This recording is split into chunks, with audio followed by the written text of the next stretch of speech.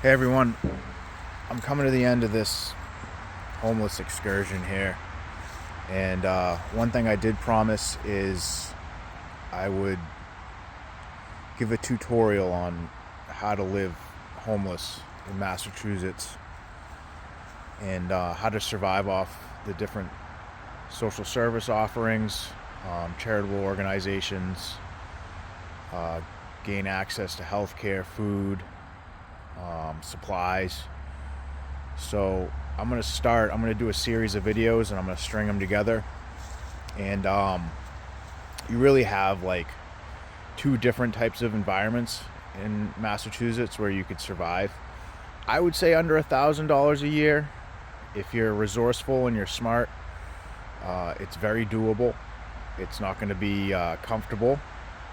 It's not going to be luxurious, but I know that it can be done. I've done it. If I had to, I could do it again. Maybe do it with more zeal.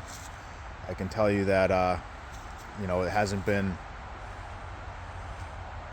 the most enjoyable of experiences, but it's been enlightening. Here I am. This is my camp that's been it's been pretty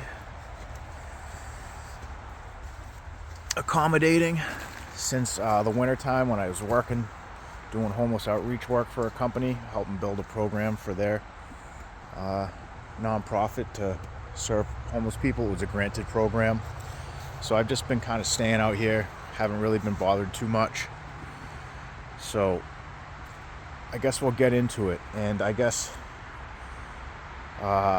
starting here out, this is more of a rural environment. It's suburban. I'm isolated like I like. Nobody bothers me.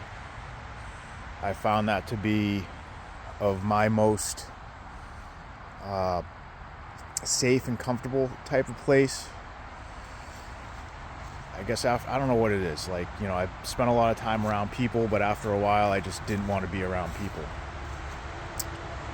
And I don't know if that's because being homeless, experiencing homelessness, talking about it, the stigma around it, the shame, the guilt, the humiliation,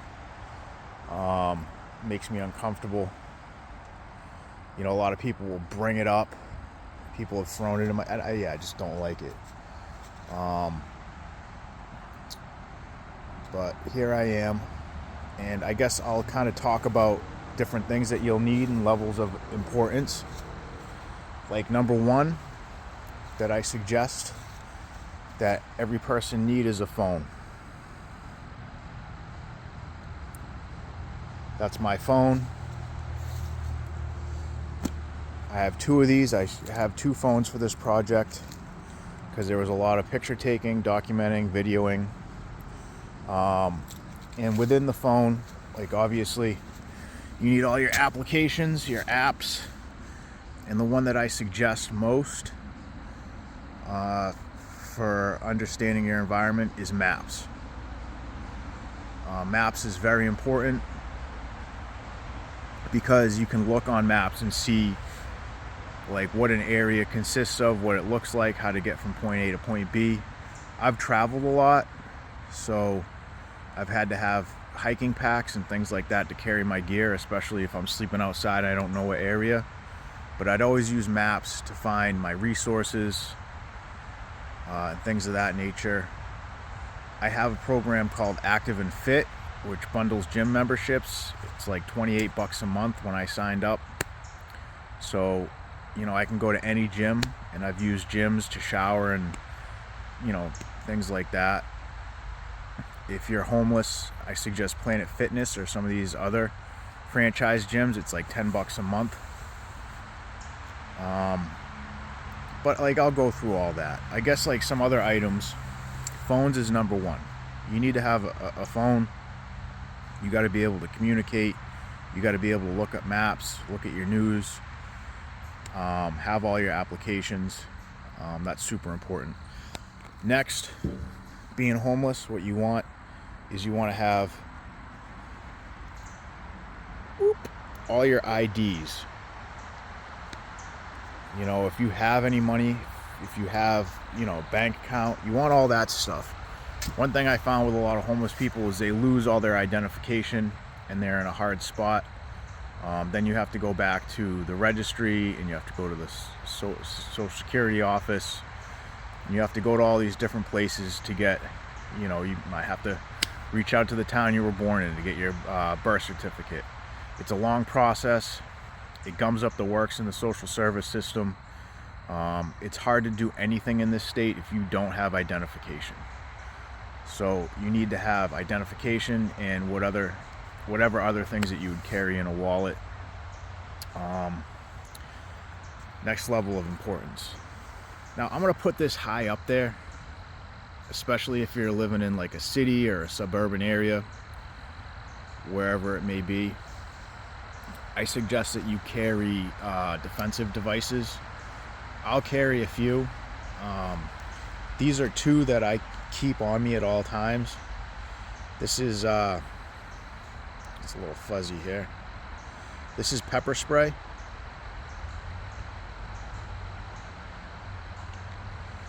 It's legal in Massachusetts.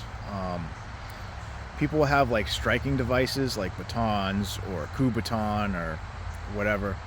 I suggest pepper spray. You know, you spray your assailant in the eyes and they're not going to be able to attack you. And then you can call the police or whatever, or run away or whatever it is you do. I've had no issues with engaging in like violence. I haven't been afraid. I've never thought I was going to have to use it, but I will say you should have some type of protective device in case you ever are in one of those situations. Number two, I keep this on me at all times. I'll carry a knife too. I use a knife for a lot of the stuff I do out here in the woods. This is a simple, small, it's like, you know, it's not heavy. It's kind of like goes in your fist like that. And if you were ever in a bad situation, you know, you could use that as a way to defend yourself. I just like it because it's small and it's light, and I keep it in my pocket. You know, something that I hope to never have to use. Let's see. So, because I travel so much, if a person's going to be homeless, they're probably going to be stationary in one area, but I have these backpacks. This actually zips onto this. These are the type of hiking packs that I like to use most, because with my gym membership I can leave the big one inside the gym and then I can take the little one with me. I just carry a lock. I'll always have like little locks and things, as you can see there. It's a solar powered power bank. I suggest keeping it. You can go to libraries and places like that to charge it up.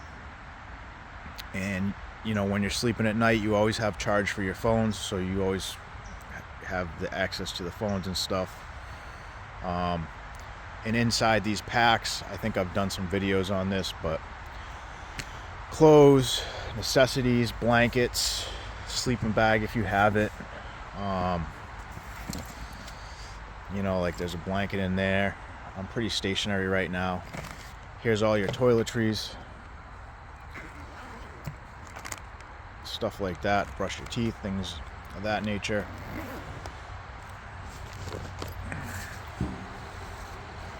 In my camp,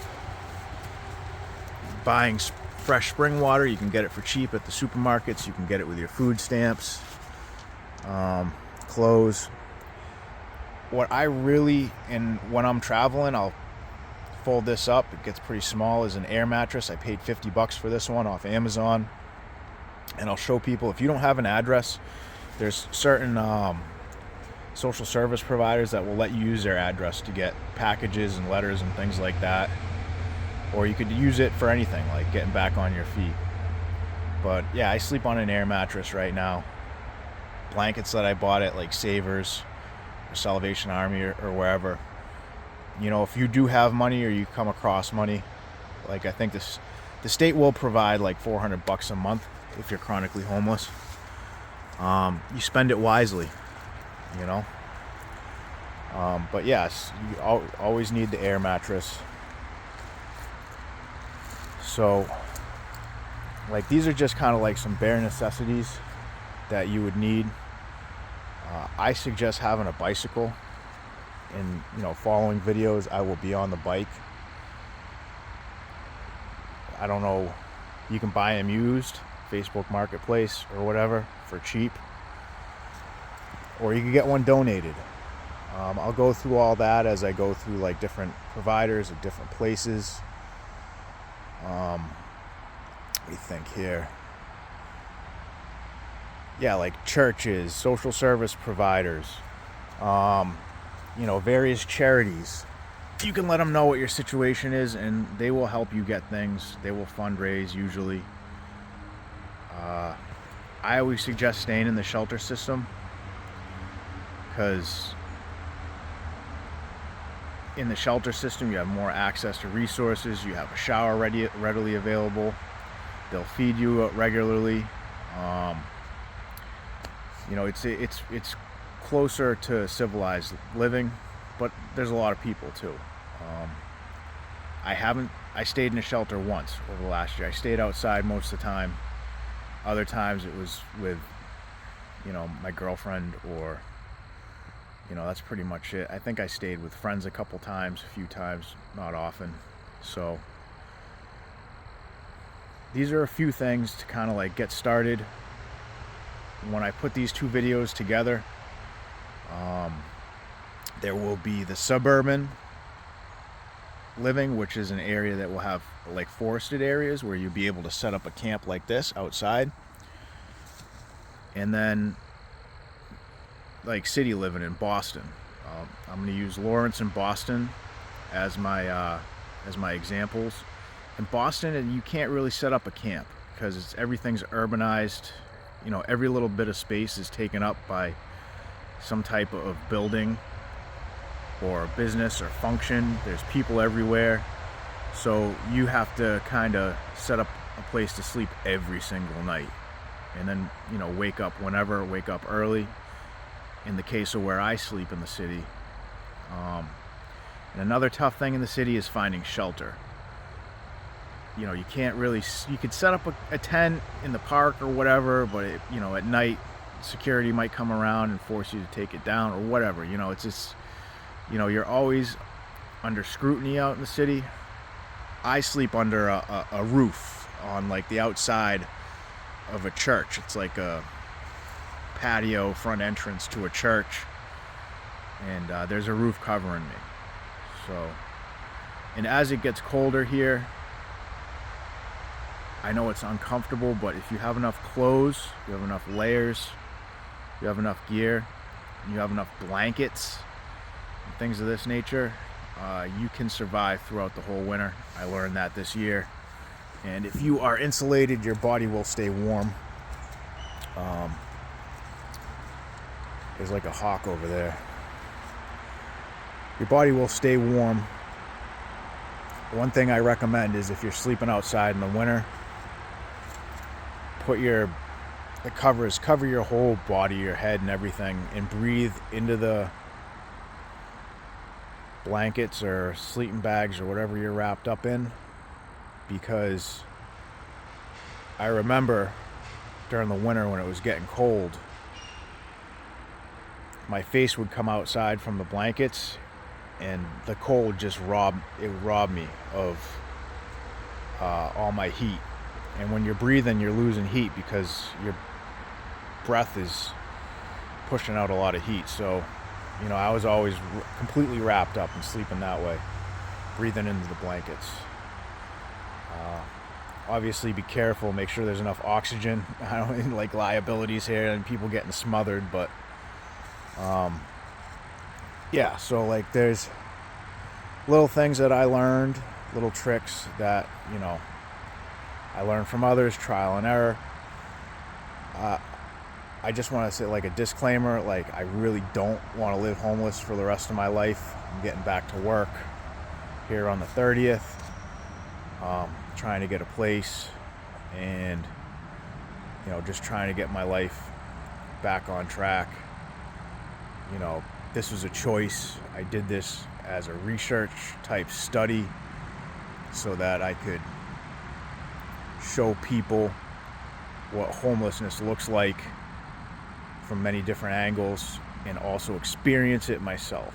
So I'll be attaching various videos to this one, going over what a day looks like of homelessness, how to gain access to resources, the tools and things that you will need and use that I suggest having on you, and you know, how a homeless person conserves resources, finances, things of this nature, so that they can get by day to day and survive outside. So I'm in Lawrence, Massachusetts. I set this tent up as a backup a while ago. Like I said before in one of my other videos, somebody had been here in the past. I haven't been here in weeks. I haven't really stayed here, but it doesn't seem like anyone else has come here. Whoever would come here doesn't come here often. Like, there's like the fishing lure I'd found and pots and pans. So, especially since it's getting colder, I chose this spot for various reasons. As like when I was scouting as a backup camp, it's in a commercial area, so there's no residential properties or schools or anything like that, you know, where there's woods behind. I personally don't like camping out in those areas. Not a lot of traction. There's a path, a trail that goes around these woods here, but I like this spot a lot because it's flat, it's cleared out. I found it on Google Maps when I was scouting and searching around here for camping spots. There's a lot of places I could just kind of clear out and put tents, and I could put like tarps, get tarps secured like across these two trees right here. A couple of tree there, there's a tree there. Run a truck strap and then strap down a tarp to divert snow, things like that. So this would be a place, if I was to live, I would set up here. There's like a cul-de-sac that opens up to the trail, no sign saying no parking. If you have a vehicle, you could park there. It's relatively close to the downtown area of Lawrence. A perfect place to just kind of hide out, and get yourself situated and secured. So, you know, here's this tent here. I might take this down today. I don't know. But yeah, this is, my day would pretty much consist of, you know, me waking up here and then getting my stuff together, and then I would go out, you know, to get my food and socialization or whatever it is I do in that area. Who knows, you know, like if you're homeless, you might be able to find work. I really suggest that. I always suggest that people find, you know, get into a shelter or something if you can, and then work through that system to get back on your feet. But if you're going to stay outside, this is a type of spot that you're going to want for yourself. It's hidden, it's secure. You know, you don't have a lot of people around you, and even on the walking path, if you came crawling out of the woods and encountered somebody, they probably wouldn't bother you. People aren't walking around out in these thickets out here. So from what I've learned, most people aren't going to bother a camp or encampment, especially if it's out of the way and it's not on any type of private land or anything like that. This is pretty much, you know, state land from what it looks like. You know, it's either owned by the state or commercially, so nobody really cares. But yeah, you know, this is where I'd be. This is where I wake up, and then I would just move on from here. So this would probably be one of the first places I would stop. It's probably about like a 10-minute bike ride from the camp. It's called Corunum. It's a non-profit. They serve 2 meals a day now. One at 6:30 a.m. to 8:30, and then one at 8:30 a.m.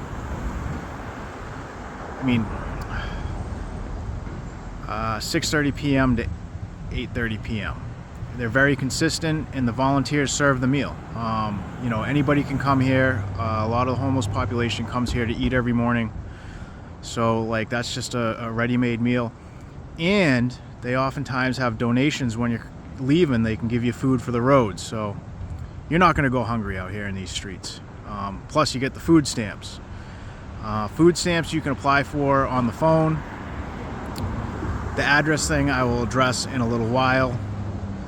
But yeah, as far as food goes, there's always going to be plenty of that, but this would be like a first stop for me. So across the street here is what's called New Beginnings. It's a recovery center. This is a place for people in recovery, people that are homeless, or anybody really can go in there and use the computers, talk to the staff, gain resources. They'll have food. You can hang out, sit down, watch a movie, and just hang out. They have meetings. You could, engage with other people, build community.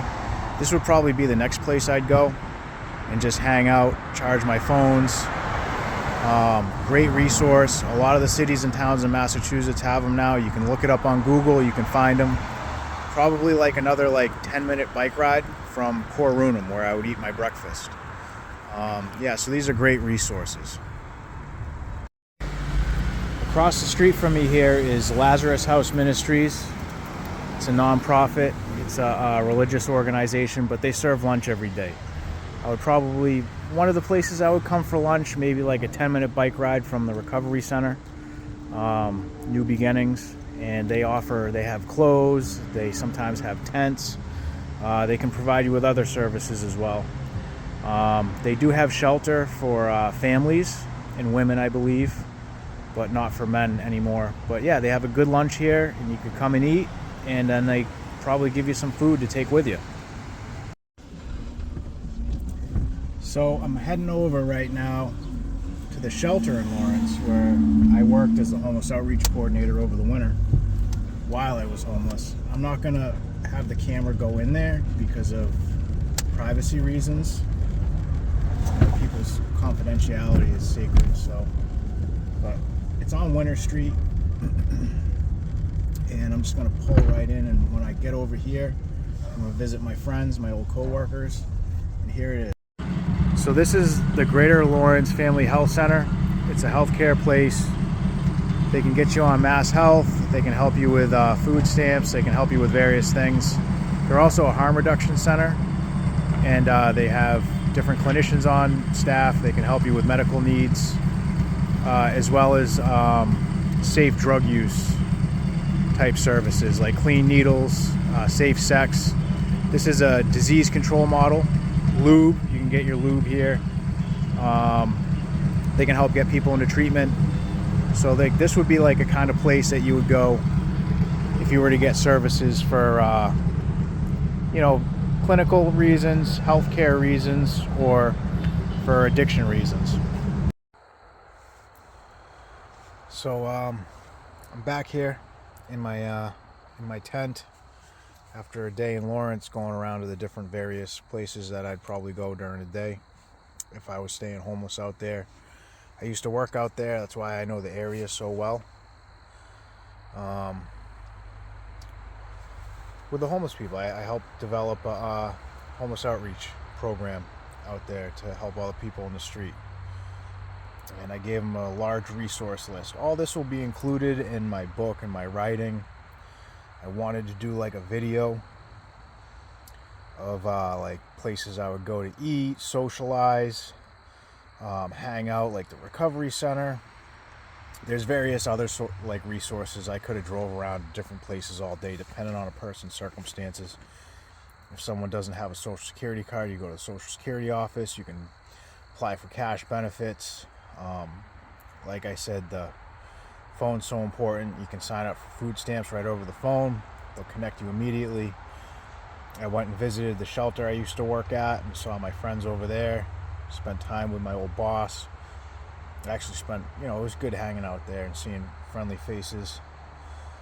And there's just so much endless stuff that a person can do if they're stuck on the street. Finding a base camp is important, number one. I always think like the bicycle is super valuable because you can, move like 3 times as fast as you'd be able to move walking. And, finding out where you're going to eat. Food stamps isn't enough to survive in a month. So you got in Lawrence pantries, you got the different meal providers like I showed you. One place that I didn't stop at because some of my old clients were there was a religious organization that serves breakfast, gives out showers, provides social service assistance, and they serve lunch. It's a religious organization called House of Mercy.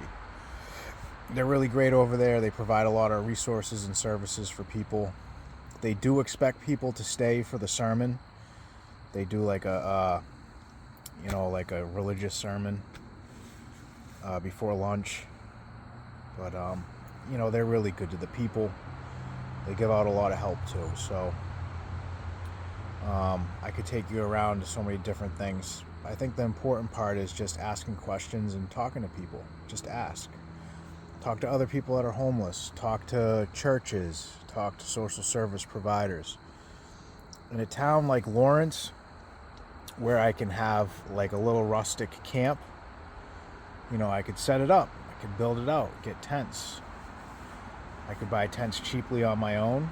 If I need an address, I can send stuff to House of Mercy would probably accept stuff. I could send stuff to the shelter on Winter Street that I used to work out of. So, just getting the supplies you need, clothes. If someone's willing to give you a tent, get a tent. You talk to different churches. Their parishioners would probably be more than happy to help a homeless person that's living outside.